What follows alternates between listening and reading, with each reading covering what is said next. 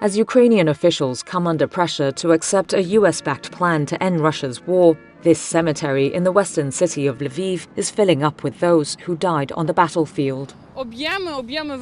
The numbers are staggering, Oksana Ryamruk says. Her husband was killed in June.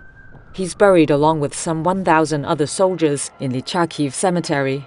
Тільки на цьому полі є понад 1000 захоронень. Deputy Mayor Yevhen Boyko says only a handful of spaces remain as casualties mount from nearly 4 years of war. He says officials are looking to put a large cemetery outside the city as a solution. On Friday, the Kremlin said Russia has received what the US and Kyiv have called an updated and refined peace framework to end the war, saying it will be discussed next week. It comes after talks between US, European and Ukrainian officials who are trying to push back on a deal that would force Kyiv into painful concessions, such as giving up an eastern region it still partly controls, where Russian forces are advancing slowly. Some mothers, like Olya Kaczmarek, who lost her son on the battlefield, want officials to just accept the deal and end the war. Somehow, it all has to stop, she says.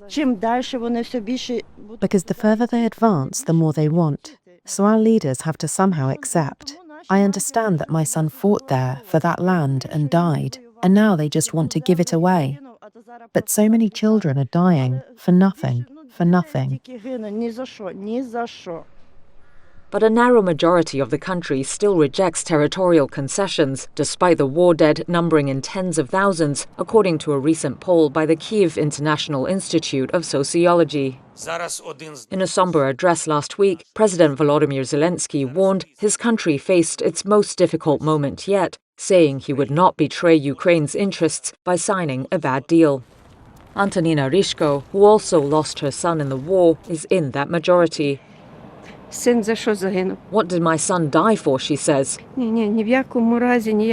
No way. No giving up of our land.